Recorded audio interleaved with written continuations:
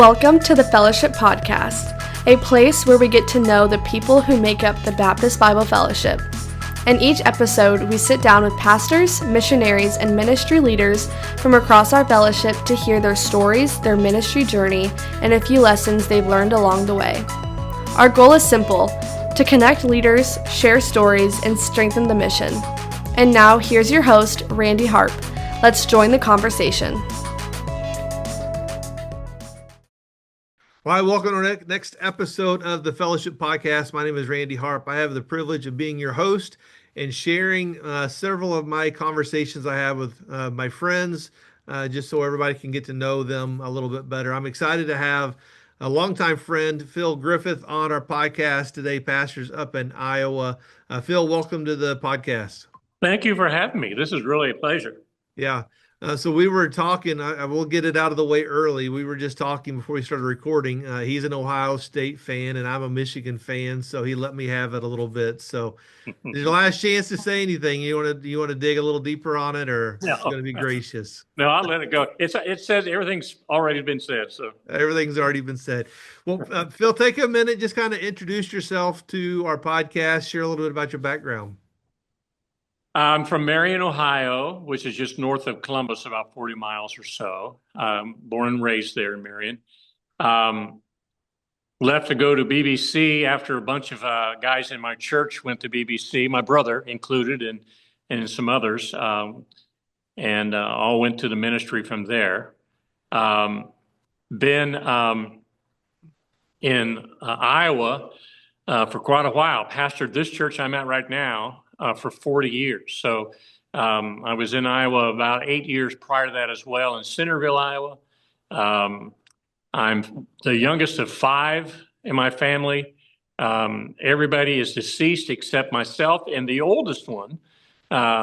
So we've lost some of our family.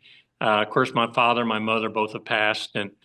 But I've been here in Iowa for so long, and it took Mona, my wife, out of sunny Florida to bring her here, and she hated it at first. But she must really love you if she left Florida to go to Iowa. Well, that's what she keeps telling me. So she's been a trooper through all of this, especially these kinds of times.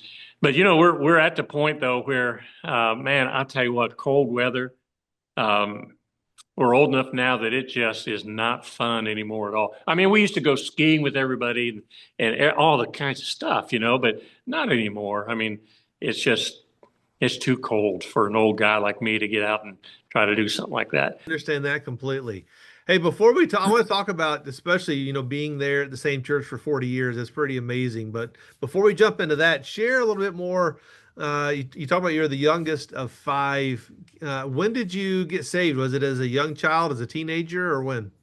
Teenager, and we were in church all the time. My father left us when I was 7 years old. My mom raised 5 of us alone, and she kept us in church services all of the time. We didn't miss anything. I had one other brother, and my brother Dennis went to Baptist Bible College and graduated and went out and started a couple of churches. Passed away, though, at 54 years of age. I mean, young, when he was associate pastor of a church in Little Rock.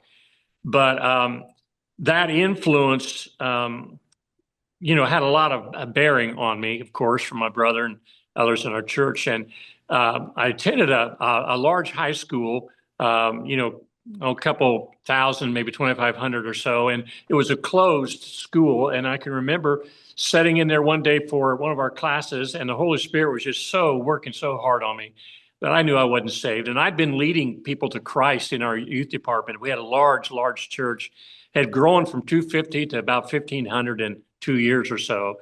And the youth department just exploded. In fact, Elmer Towns came and put us in one of the books he wrote about the fastest growing churches in America back in those days. And anyhow, I'm sitting there and I'm realizing, you telling people how to be saved, but you're not sure you're saved yourself. So I got up and walked out of class, walked out of the building, which some of the officers, should have stopped me. Nobody did.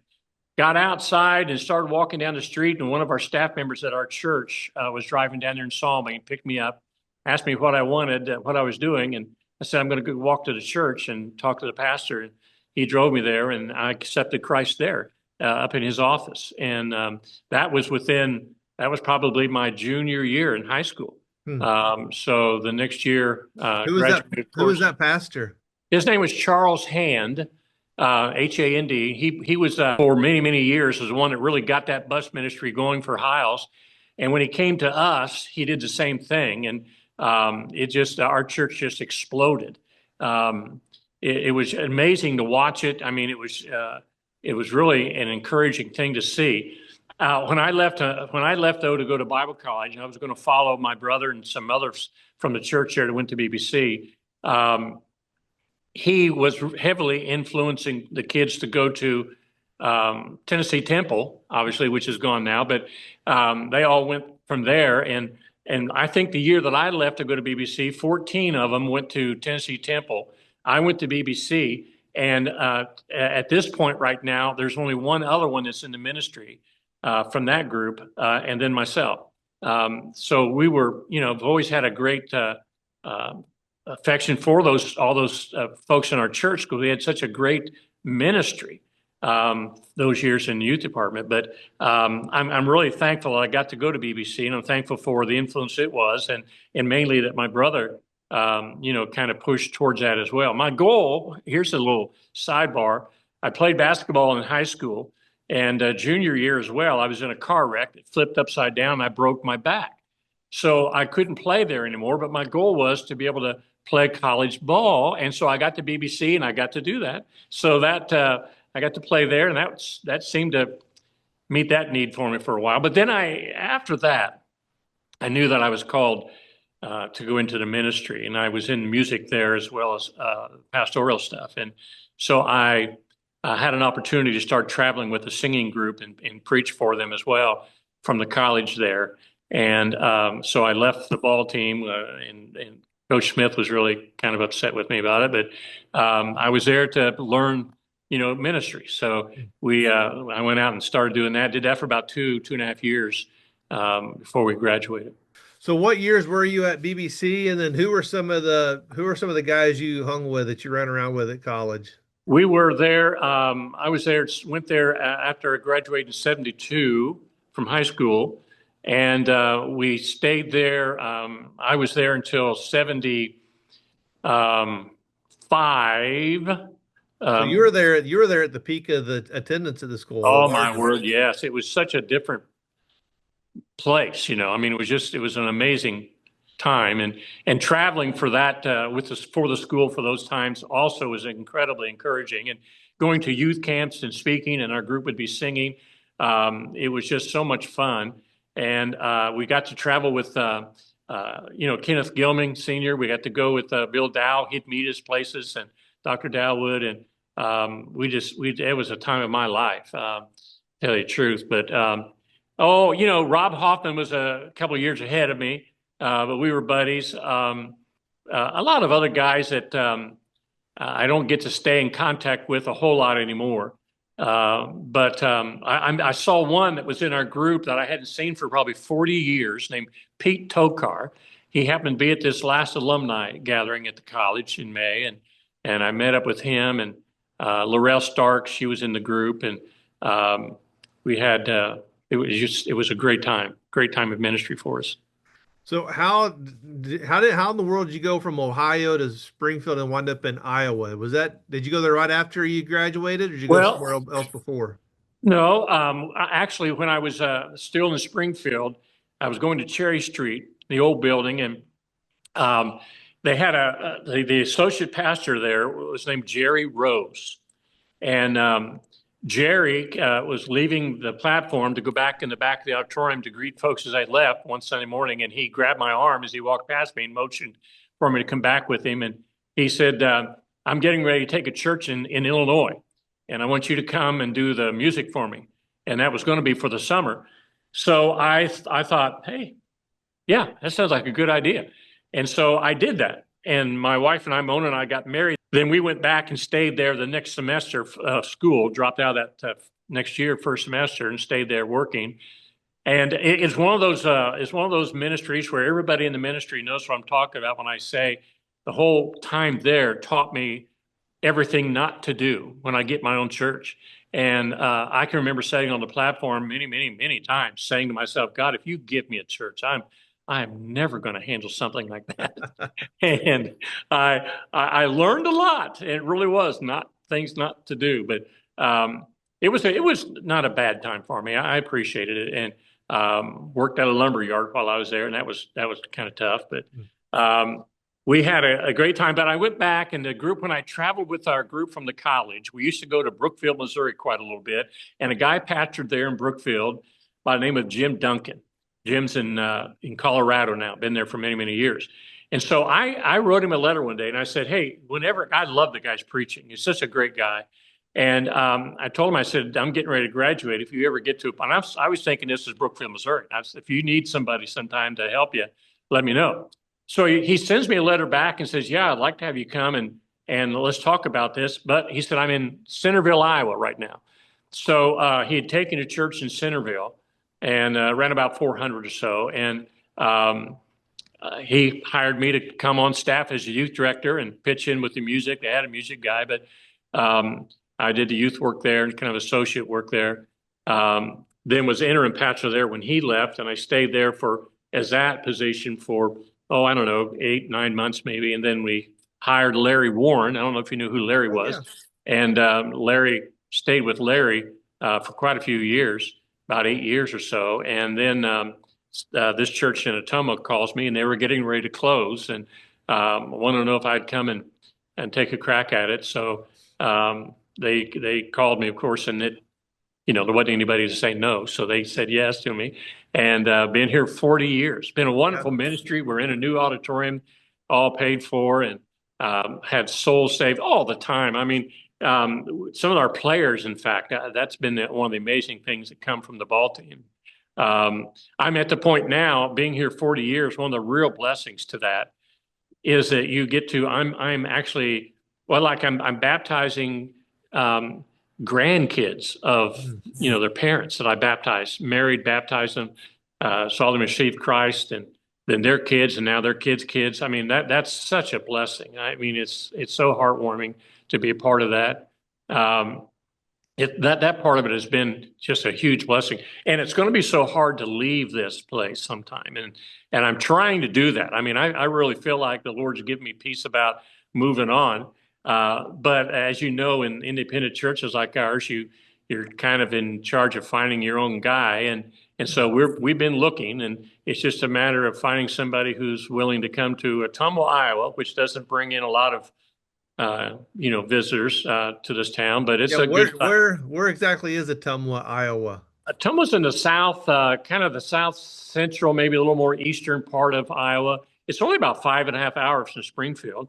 And we're in Springfield every month we have a home there, and we're in Springfield every month for a few days anyhow while I work on things around the house. But it's a good little town, about 25,000. Our biggest employer is John Deere factory here, and the meat packing places, and a lot of farmers. Got a couple in my church and a couple of folks that work in John Deere, and so it's a good town. And our church is good, but it's not going to be something where I've had a lot of staff guys that I've had over the years. I've hired all of them out of BBC, and had really great times with them. But it's not long, maybe longest I've ever kept anybody was probably 3.5 years or so, that they realize, you know what, I want to get to a bigger town. And so I usually end up losing them over that. But I would guess you're probably one of the larger churches in town, though, aren't you? Especially and being there so long, you probably have a lot of credibility in town.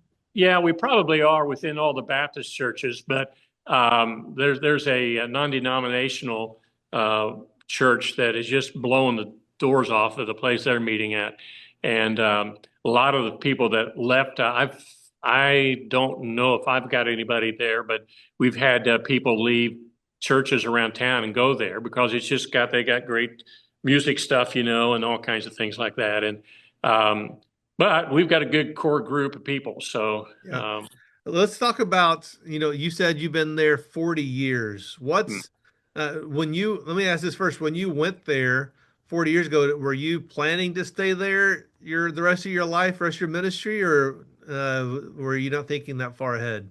No, I wasn't thinking that far ahead. I was actually thinking that when I met the people here, and I'd been to this church a few times to sing for them, and while our pastor preached a message for them or something, and we didn't like Ottumwa. It was kind of a dirty river town, we thought. It's really, really improved over the years now.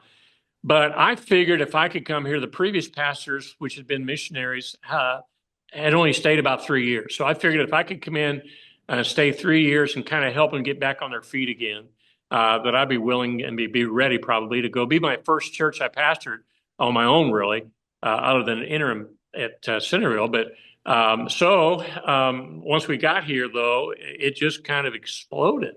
And I remember calling Kenneth Gilming one time, and he came here and held some meetings for us. And I told him, I said, I had several people. At one point, we had 14 students at BBC. Wow. And I told him, I said, it feels like maybe I'm making this sound too easy for them, and they're just wanting to go because it sounds like it's going to be, just a piece of pie. And he kept telling me, no, just keep doing what you're doing. The Holy Spirit filters that kind of stuff out. Just keep going. So we had a great start off with it, and that led to us just thinking, well, this is where the Lord wants us to be. So we've been willing to stay. In fact, are honored to stay because they treat us much better than we deserve, and raised both of our daughters here. They both were born in Centerville, but we've raised them both here, really, and they both went to BBC, married now. One lives in Columbia, Missouri, and the other one lives in Springfield with our two youngest granddaughters. And we've kind of stayed in a little smaller area, maybe in the Midwest here with everybody. So we're kind of thankful for that. So if you could boil it down to one or two things, what's the secret sauce to staying in the same place for 40 years? Well, I think it's knowing who you are. I tell them I would like to be, but my personality is just not the Billy Sunday type preacher, shouting and hollering and things. I really kind of like that with guys if I feel like it's genuine at least. But I tell people you got to know who you are and just stay within your own limits. And then it's not you're not trying to put on something each Sunday for anybody. And the church responds to me over the years, and the faithfulness of it has been just amazing to me. And then being content. We are at the point where after the first 20 years, it's like, God, if you want us to be here the rest of our lives, that's going to be fine with us. So it was about 2-3 years ago, maybe, the Lord began to give me really peace in my heart that, you get the right guy there. It's time for you to move on if you like. So we're anxiously praying about that, and yet still being content. Whenever he's ready, he's ready. If not, it's not. Hey, talk for a minute about the chaplaincy. I don't know if it's called a chaplaincy with the school there in town and the basketball program. I think that's an incredible ministry that you have. Share a little bit about that. It has been amazing. Playing at BBC, when I came here, we got my youngest daughter, April, who lives there in Springfield, her and her husband and family. Her and I would go to the ball games at this school, and they had players, a high caliber of players. They all went off to play in big schools, some right out of our school to go to the NBA. So we were intrigued to watch him. And the coach left, and I read in the paper on a Saturday that a new coach had come. And so we were excited about that. Well, that Sunday then, a family came in, kind of a younger guy and his wife and two kids. And so as my custom, I walk around talking to everybody, and I went out and greeted him in the auditorium. And he told me his name, and it struck a chord with reading the article. And I said, "Oh my, you're here with the team." He goes, "Yes." I said, "Well, I'm glad you're here. Not only glad you're here at the church, I really am, but I'm glad you're here at the school," because I said, we're involved in that quite a bit. Well, once I didn't do anything with the team at that point, though. But once he realized that I had an interest in basketball and liked it, and had a counseling degree that I finished up in Ankeny at Faith, he invited me to come and just kind of hang out at practices. And I was young enough then I could still kind of run things with him and play with him and stuff, And it was just, oh my word, it was so much fun because it's high caliber players. And So he left after a few years, and another guy came. This is a whole nother story that's an amazing thing. The guy came was a Mormon. He brought Mormon guys on his staff, and I didn't think he would want me out there doing the same thing that I did. A lot of the people at the college, even the president of the college, calls me a character coach, and so which I think is fine. But that new coach, when he came, I didn't go back out for the first few months, and finally, somebody on the team that was left over from the year before wanted to know where Pastor was. So they all call me Pastor. So he finds out who I am, and he calls me one day and says, Pastor, where have you been? And I said, well, I didn't know if you'd want me out there or not. He said, well, let's talk. So I went out to the church, or out to the school, rather, and I told him, I said, now, he said, I want you here. I said, well, I just want you to understand, I'm a Baptist preacher. So I said, when I do pray with the team, if you let me, I always pray in Jesus' name. He goes, I don't care what you do. I'd like for you out here. I said, okay. Oh, my word. That opened up opportunities to one of his assistant coaches taught a Bible class or whatever they would call it at the Mormon church. And he asked me one day if I would write him a Sunday school lesson to teach his group on grace. And so I had a great opportunity to share the gospel with them. I did it all the time. When we'd travel on the bus, I would be up front with them. And they would always ask me questions about Bible questions. Well, what does this mean? What does that mean? And finally, the head coach that year, I saw him years later at Hutch when we go to the national championship in Kansas. And he came up to me, he says, Pastor, I want you to know something. And pulled me off the side. He goes, all those things we talked about and finding out really where I was going to end up at in my life after death, I got things all settled, Pastor. I want you to know that things are right with me and God. And I thought, man, that's amazing. We've had a lot of players accept Christ as Savior. A lot of them come through the church here to get saved here at the altar. A 7-footer. This is going to sound awful to you probably, but big 7-foot kid came forward to get saved, and I led him to Christ down front. And the first thought that came into my mind, I was so excited for him, but the first thought was, oh, I get to baptize a 7-foot guy. And, is your baptistry big enough for that? Yeah, well, I'm going to have him kneel down. But Oklahoma, they were after him really bad. And he left us and went to Oklahoma and played. He did play a couple of years here at Oklahoma.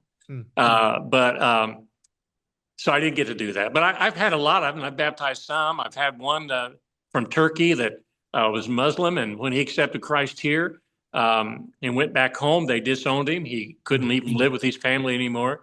But we've had a wonderful ministry with that. I'm not kidding you, a wonderful ministry. I take them through a Bible study if they want to go. If they want to do it, I take them through a Bible study that's called Life Above the Rim. It talks about their relationship with God and how to accept Christ, how to deal with guilt. They have a lot of guilt issues in their lives.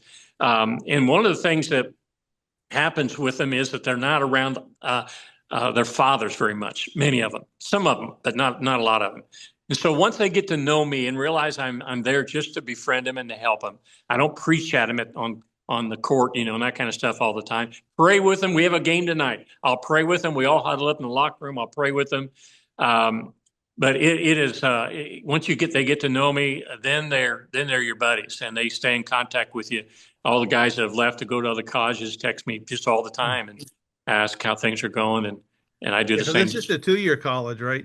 It's a 2-year college, so we just have them 2 years, and that's hard, because you want to really try to help develop them more than that. But they move on and they're going up to bigger schools and now they're going up to bigger schools and making a lot of money. Yeah. I mean, we've actually had a guy leave here that went from here to Iowa State and was making over $1 million last year. Wow. And that NIL money. So, I mean, it's just. And he remembers his pastor, right? I tell him that all the time. I go, don't forget pastor now. He's a good one too. Really, really a wonderful fella and very, very respectful and appreciated what I did for the team. Would always tell me that. So some of the guys, don't pay much attention, but most of them do. Yeah. So the Bible study that you do, the Above the Rim, is that one that you wrote yourself, or did you? Yes. No, I wrote it, and it's got like 5 lessons in it. And when I say guilt, there's a lot of things that have taken place. We have a lot of them that come that have been a part of gang-related type things. So some of the stuff that they deal with, once you get them out of their element and get them into a place then where they have to kind of deal with their thoughts and live with their actions, they need to forgive themselves a lot of times. So it's always encouraging. One fella a couple of years ago came to me one day, and he'd been a part of a gang in Chicago, and his father but had left, and he had had a little problem, and his father told him, he said he knew me, his father did, from the college. He said, you need to go tell pastor, you need to learn to pray. And so he came to me and he told me, he says, hey, pastor, my dad says I need to learn to pray. Could you help me? I said, well, sure. So we met in the locker room after practice one day. And so I said, now listen, here's the first prayer I want you to pray. And we began to go through salvation, who God is, who Jesus Christ is. Do you believe that? Do you believe you're a sinner? We went through everything I could think of in Scripture to help him understand it. I said, so and he did realize he needed to be saved. I said, here's the first prayer you're going to pray. I want you to pray it out loud, kind of follow me. Dear Lord Jesus, I'm a sinner. I want to receive you as my Savior. So I led him to Christ with his first prayer. Wow. And he still gets a hold of me occasionally. Rough kid. Oh, my word. But it's just fun to see all that take place. Well, I got a challenge for you as you are, in your retirement. You need to take that Bible study and convert it into a book and share some of those stories of all those athletes. That's what you know what? That's a great idea. So I ought to do that. All right, let's go back real quick. If you could go back now, you've been there 40 years. What's something, if you could go back and talk to yourself 40 years ago, what would you tell your younger self then? My wife told me, I told her, we talked about issues like that over the years, and she says I needed to delegate more. And I really did. I tell young pastors, anytime I meet with pastors, which we do once a month or so around town here, they'll always ask me things that you would ask the senior pastor someplace, because I am the senior of all the guys around this area. So I always tell them and this is the absolute truth, I had a lot more energy than I had sense. And I did everything myself, or tried to, and mainly because I didn't want to impose on somebody that lived 30 miles away to come here and help me do that or do this or whatever. And I shouldn't have done that. I should not have done that. And I'm reaping, here's something bad on myself. I'm reaping the results of that now that I'm wanting to potentially find somebody to take to church, and that our board, every time we meet and talk about this, are not really prepared to handle things without me here. And so I have to keep leading them along with this a little bit. And there's several good books out there and I've gotten them for the board to help with that transitioning thing. But I didn't really take time to use all the people as well as I should have.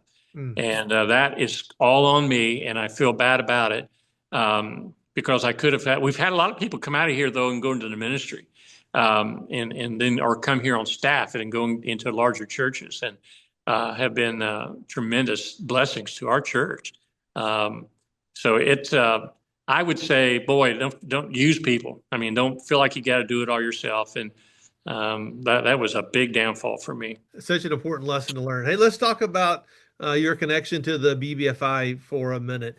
So it sounds like even your home church where you got saved was connected to the fellowship. So you've been a part of the fellowship forever. What are some of the ways that you've been involved with the BBFI?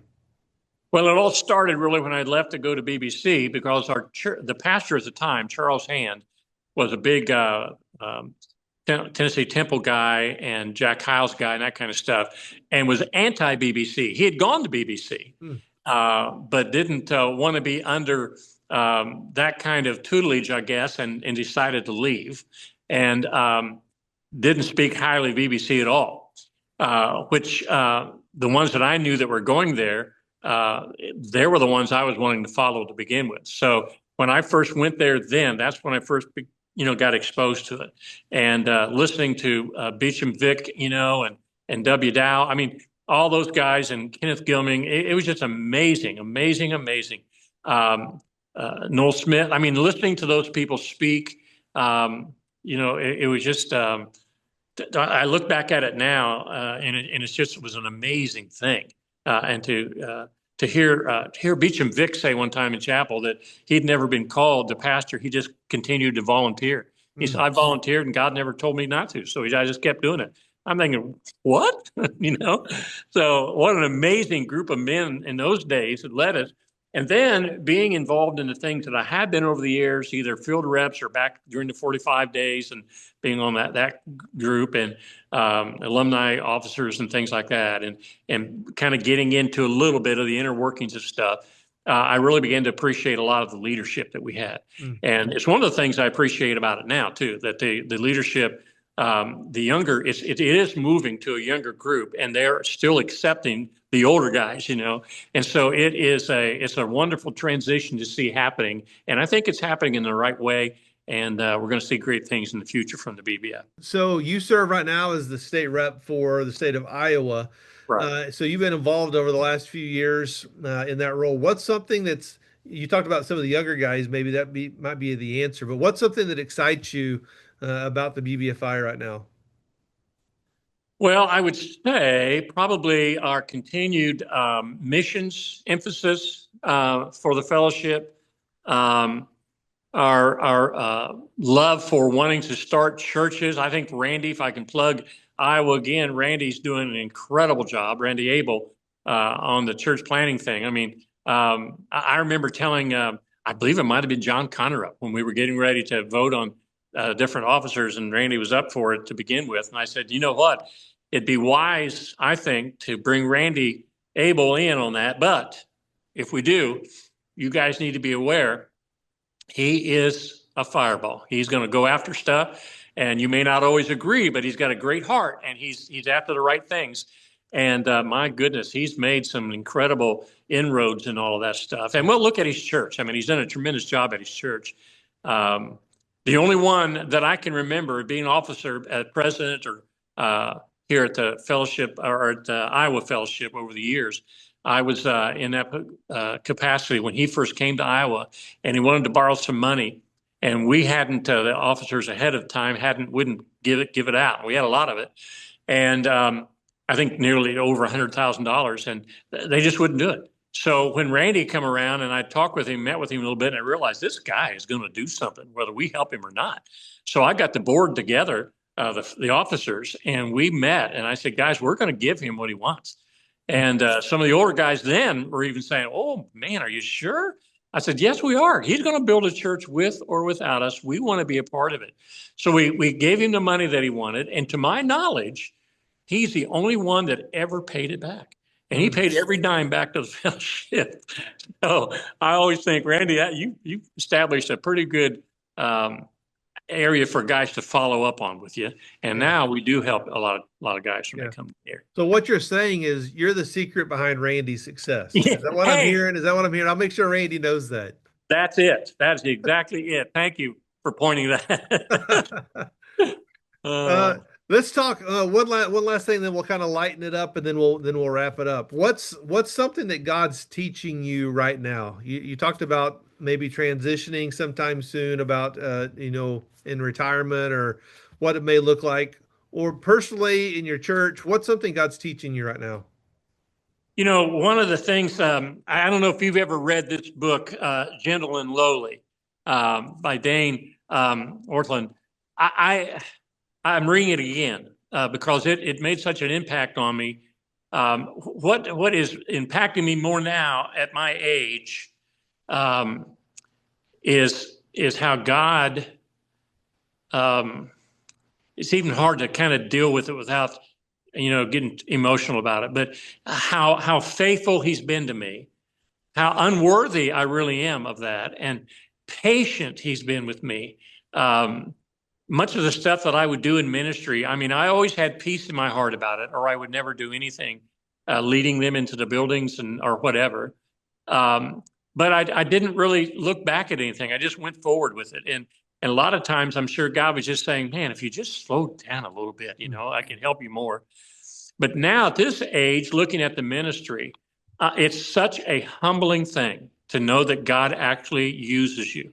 And I'm so grateful for that, and will always be, and have been, and so unworthy of God's hand in my own life, but certainly do appreciate what this ministry has been to me, and to the others that have left here and been saved through here. And it's just been something that I'll reap. I hope I'll see a lot of people in heaven. We had a missionary come through. Oh man, years and years ago, had brought some folks back with him from I think he was from Taiwan, and Malcolm. Can't think of his last name, but one of the girls that came with him, his wife, she came up to me. It's the first time anybody's ever done this. She came up and said, "I want to thank you for sending Pastor Feistel, Malcolm Feistel, to our town. Because of you sending him, I got saved." And I thought, oh my word, I hadn't really thought of all that. That's years ago. But to see all those people that the ministry has touched over the years, boy, what a day that's going to be. Oh yeah. Yeah, that's really good. All right, let's wrap this up. I got what I call a quick hitter. So I want to give you a couple options. Okay. And you just tell me which one stands out to you. Are you a book person? Would you rather read a book or watch a movie? Man, probably a movie, but you got to be in a book mood. I do anyhow.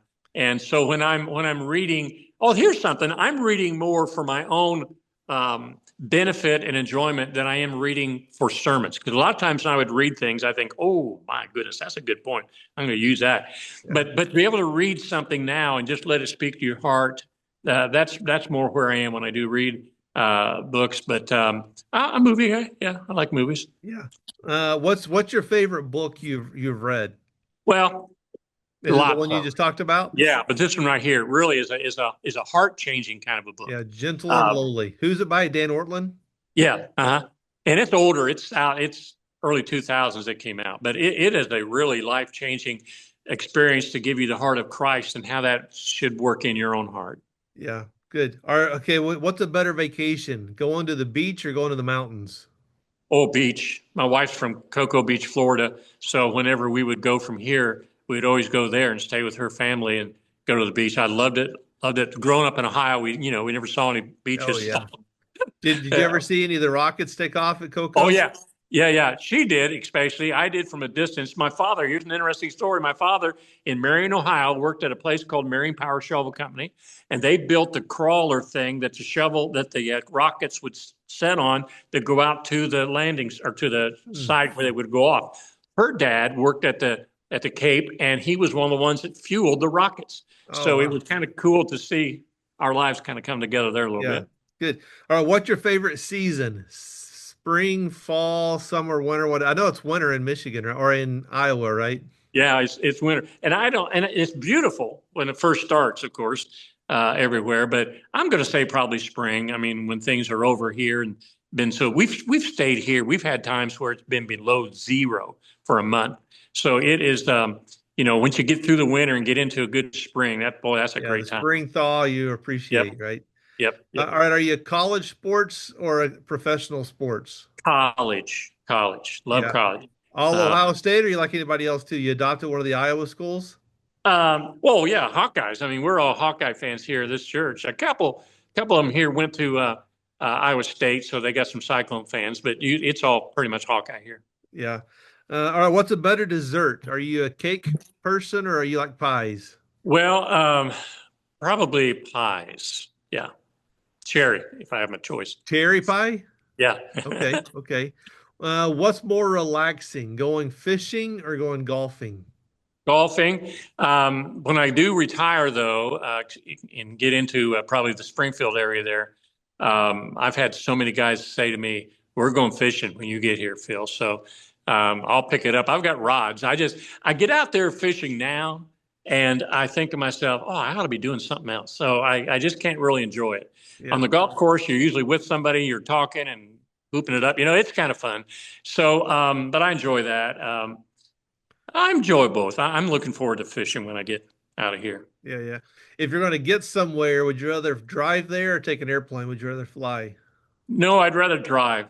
Yeah. We as a family, we enjoy the trip part of things. And what's the furthest you've ever driven somewhere?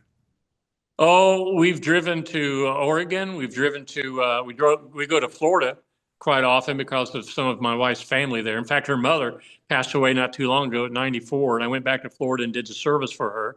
And then my wife's sister passed away from Tennessee, so we drove out there a few weeks later and did her service. So it's We travel both coasts to both coasts. What's a better study place, in a busy, loud coffee shop or in a quiet office? Quiet office. Yeah, Yeah. quiet office. I see pastors when I go here in town. There's a couple of places I'll go and grab a cup of coffee, and I'll see a couple of guys in there by themselves someplace, and I always go up and talk to them. But that's why I wouldn't want to do that, because you can't be studying and somebody come up and interrupt you. So I would prefer to study here or at home. All right, last question. You got one meal the rest of your life. Are you eating tacos or pizza?